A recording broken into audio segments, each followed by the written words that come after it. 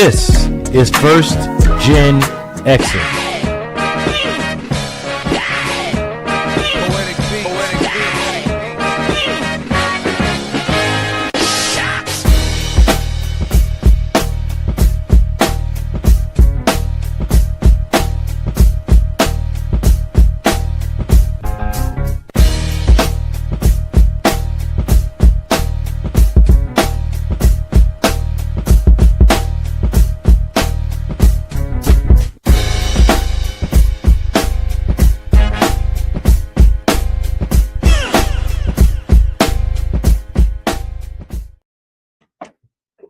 All right. Hello, and welcome to today's edition of The Classroom featuring, brought to you by First GenXers.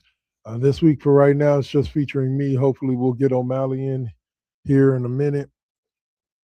Other than that, I'm just going to straight chill here with you, and we're going to talk a little bit about what's going on in the sports world today. Let me remind you once again, you can find us over on at the Classroom Facebook page. Just go on to facebook.com and search for The Classroom featuring, and you should be able to find us. You can also find us on X, on Double KK Double Network for X, and Threads and Instagram and all that. All right, so now let's dive in. We're going to get to opening talk about the NBA playoffs through 4 weeks. And let me tell you, so far, it has been utterly and brutally exciting. Some teams did not end up where they wanted to be. Others are currently learning that their spot isn't secure as it used to be. We talked before about how the Thunder dropped the Lakers in 4. The Spurs ended up beating the Timberwolves in 6, and we were waiting for the conference finals to start. The Cavs ended up winning Game 7 against the Pistons, their second Game 7 this postseason, to go up 4-3 and beat them to face the Knicks in the Eastern Conference Finals. And let me tell you, I don't think they're too happy that they ended up facing the Knicks. Like, it's going to be an interesting conference finals. We're going to start in the West, which is giving us exactly what me and O'Malley talked to you guys about. Which was the Thunder and the Spurs being like a heavyweight boxing match. The Spurs came out and won Game 1 in Oklahoma City, surprising everybody. They won it in double overtime with Wemby going for 40 and 20, like a beast. Like, I don't understand why that man didn't win MVP and SGA did. He did win Defensive Player of the Year pretty much unanimously. I can see why. Like I said, a lot of his defensive skills, the fact that he's taller than everybody. But he on the offensive end, there's no reason on God's green earth for a man like that to be able to move like that and do what he does. But he does. And the Oklahoma City currently has that 2-1 lead on the Spurs after taking the next 2 games when SGA decided to wake up and decide he wanted to start playing like a actual MVP that he is. Congratulations to him on winning the NBA MVP this year. It's a second consecutive MVP. I want to say he's the second person. I want to say Jokic being the other one that's won back-to-back MVPs. Let's see if he'll keep winning them. But let me tell you this: that first game made Oklahoma City realize that their biggest rival is here now. Like, they thought they were going to have kind of a dominance the way the Warriors did over a 4 or 5 year stretch, and if they were going to be able to run this Western Conference or run this NBA. And the Spurs have proven, nah, Wemby, Castle, Fox, all them boys over there, they want to win a title too. And now we have what will probably be one of the biggest rivalries over the next 5 to 10 years. And I'm talking about conference championships. They'll probably play each other in the second round a couple of times, depending on how their seasons go. But Oklahoma City and the Spurs, because I think I heard the stat the other day on First Take that Oklahoma City has something like 16 first-round draft picks in the next 6 drafts. So, like, yeah, like they are going to be good and stay good. So like this year, I think they're picking at number 12 or something like that. So yeah, let's keep an eye out for Oklahoma City. And in this series right now, San Antonio's looking to take that second game in San Antonio to even the series. But both me and O'Malley both said that it was most likely going to go 7 games because there's just too much talent. Look, the thing that won Oklahoma City the title last year, is the fact that they have a bench that is unrivaled in the NBA. Kind of like when the Warriors went on their run, their bench was just with people that would probably be starters for most NBA teams, but we're all coming off the bench for the Warriors. And when I tell you that got them through a lot of games when they could rely deep into their bench on guys to be able to score points, grab rebounds, and keep the ball moving. The Oklahoma City has the same thing. They go 8 to 10 deep of players that would pretty much be starters almost anywhere else, right? Hold on one second. Um, and so when they did that, hold on one second. Sorry, it's just easier to get up and do this myself. Pause 1 second.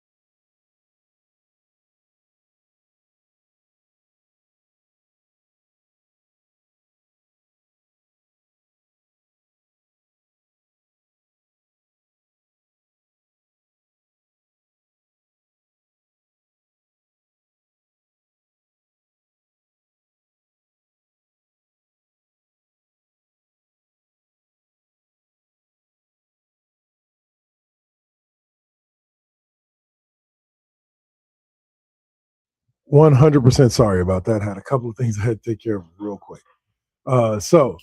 Well, I'll say so. As we sit here, you have this Spurs team that's just ready to show Wemby or Oklahoma City and company that they aren't the only one. What I was mentioning was that the way that Oklahoma City can go 8 to 10 deep, San Antonio is one of the only other teams in the league, not just in the conference, but in the league that can go 8 to 10 deep right along with them of players that would probably be starters on other teams and are willing to come off the bench to help make this a championship level squad. So I tell you 100% keep an eye out on those Spurs because Spurs Thunder, that's going to be either the conference championship or the series of the playoffs for the next 5, 6, 7, 10 years to come. All right, so uh, we also have the Knicks and the Cavs in the Eastern Conference, and New York is on a roll. They lost those first couple to Atlanta, and then something clicked in them, and they said no more. We are on our way to. Make sure to close up the box. We are on our way to the NBA Finals, and ain't no stopping us now. Like that's where the Knicks are at, and I don't know how they got here because like Jalen Brunson decided. I Here's the thing about it. Outside of the Celtics, and I said this last week. Outside of the Celtics, I don't remember. I didn't see any team in the East that really could challenge the Knicks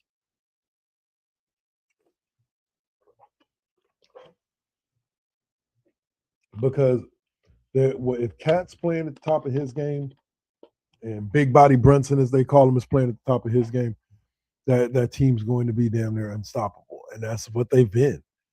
The Knicks rolled the first 3 games of the playoffs the right on over the what is it? No, hold on. No, sorry. This is the wrong one. Trying to get my information up here. All right, so here we go. I don't.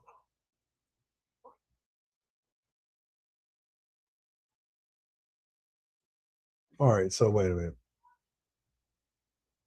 Yeah, OKC responds, and then the Knicks are just dominating. Like they won the last game, 128, 101, and it doesn't look like the Cavs even belong on the same court.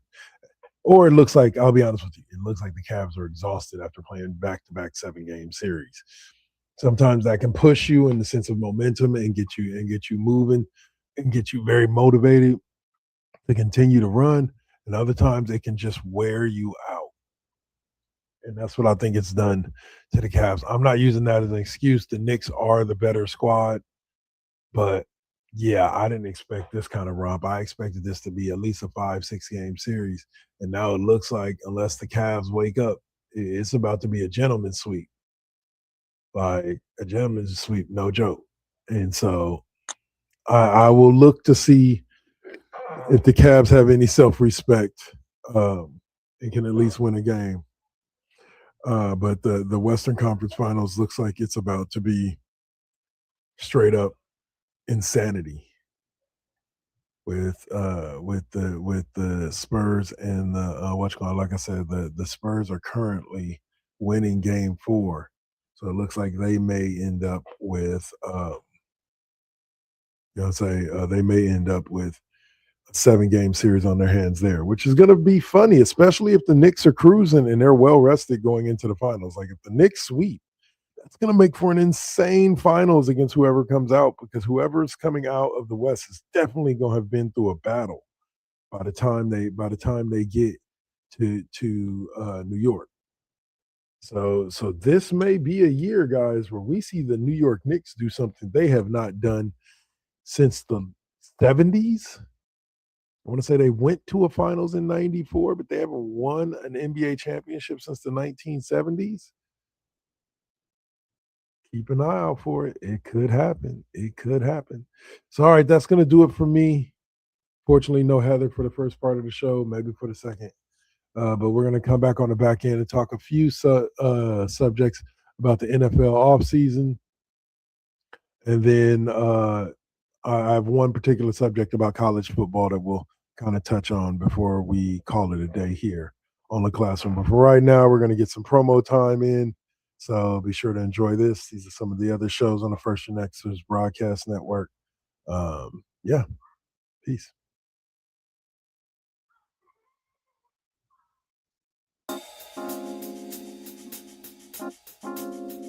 We back at it.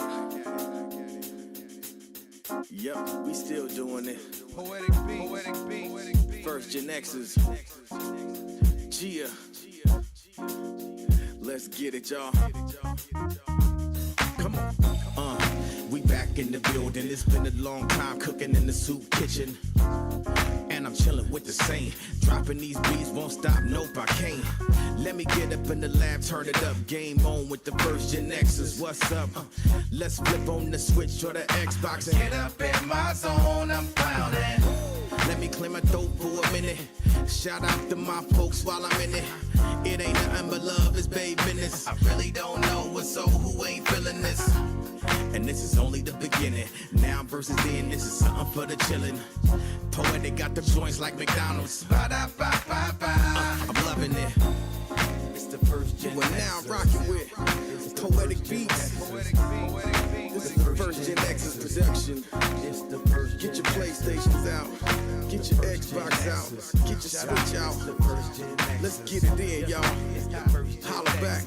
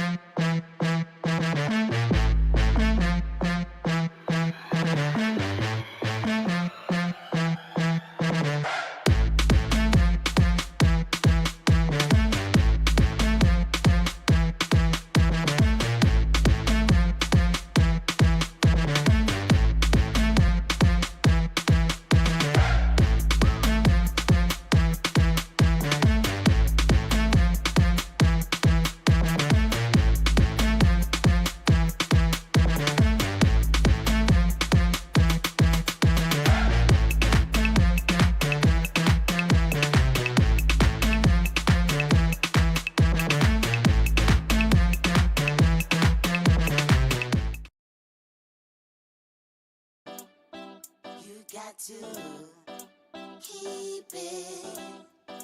Keep it. You got to keep it lovely. You got to keep it. Keep it. You got to keep it lovely. Success comes right after the struggle. I ain't even giving up on whatever I wanted. The tragedies I've seen, I can't even stomach. Most of y'all weak as shit and would've started running. Every time I make it back to the crib, I'm thankful the Most High let me see all of it. Grateful I'm lovely, and I'm being real with this. Please don't judge me. I'ma stay on my shit. I'ma keep a grind mode.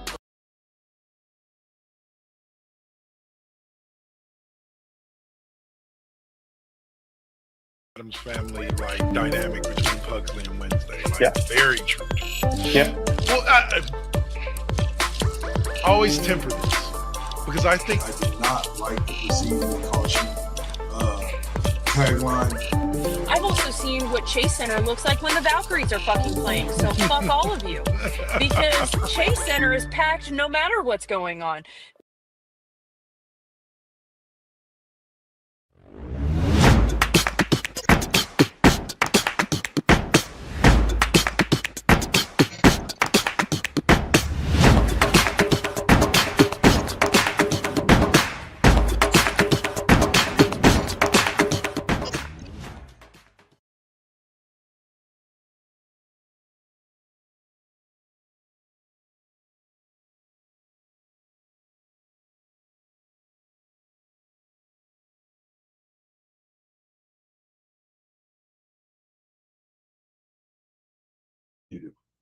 all right, there we go. I am back. And now we are ready to talk some football. You heard me correct. Football.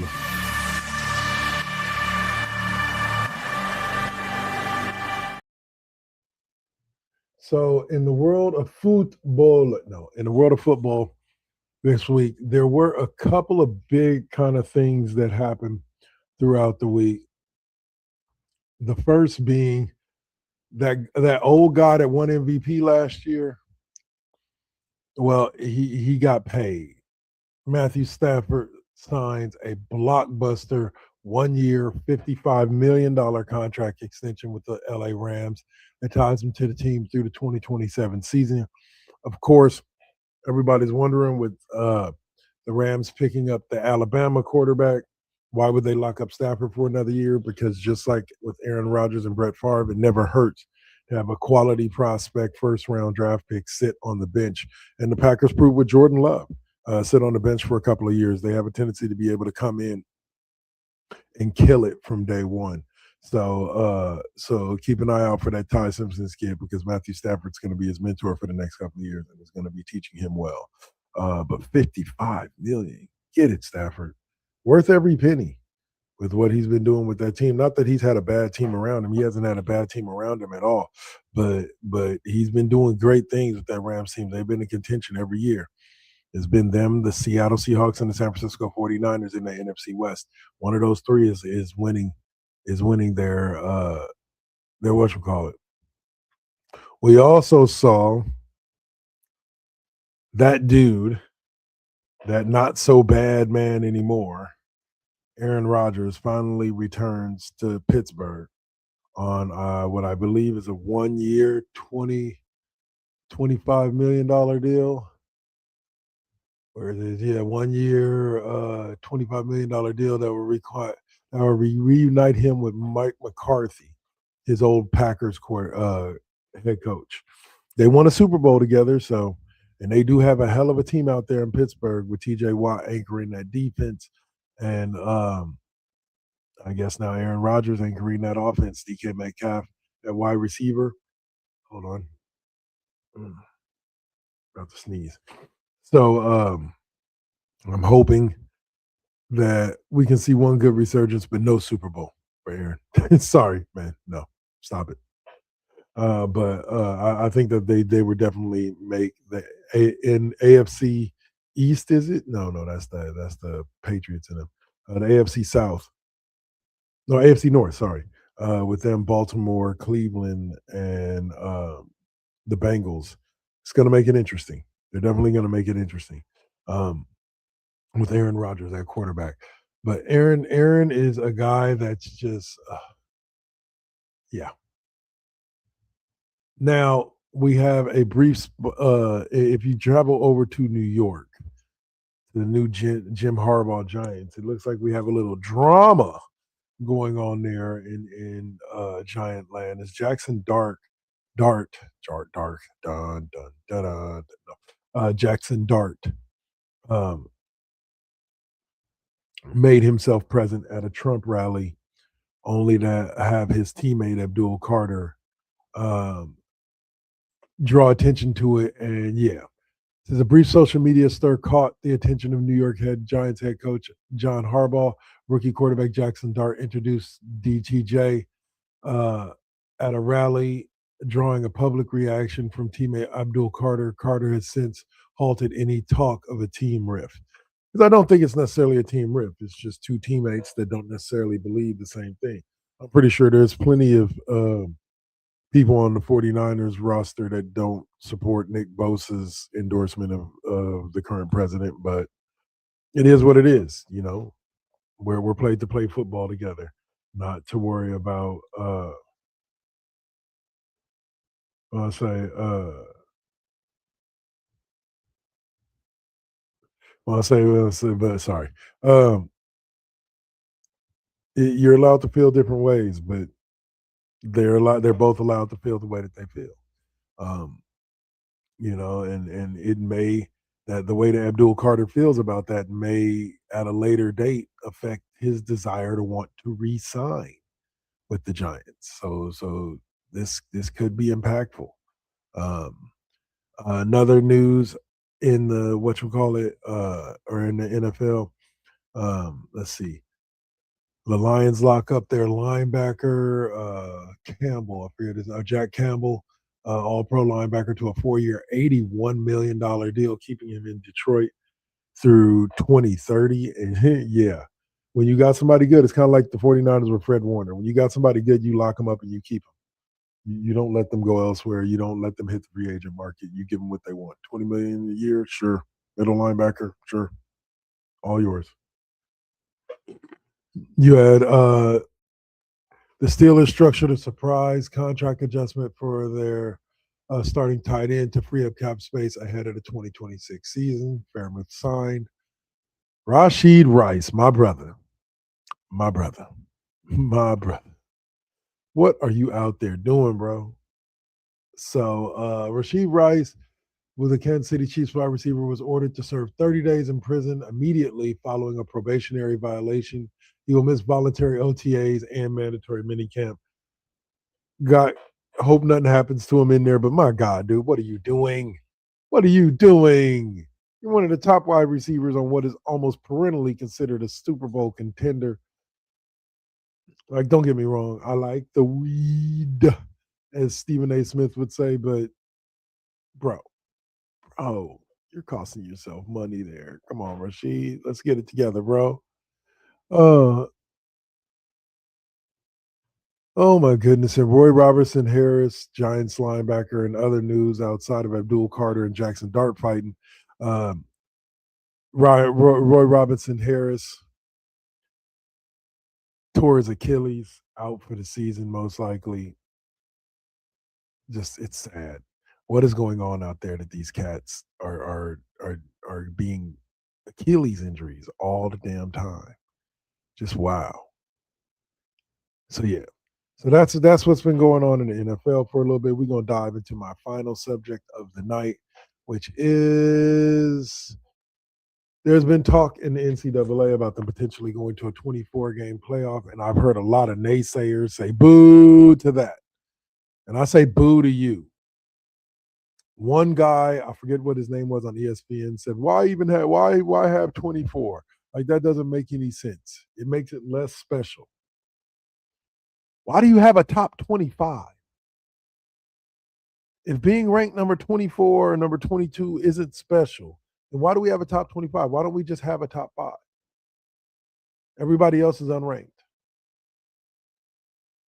College basketball literally has almost 60% of the total amount of D1 teams that exist that enter March Madness. Yes, the entire tournament takes a month, but it's fun as hell. Everybody's engaged. Everybody's hoping for their team. Everybody's looking for upsets.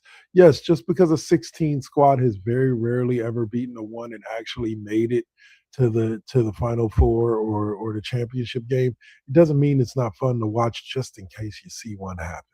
So yeah, we're most likely not going to see a 22 seed football team get to the national championship game. But what if? What if? What if we did see one year?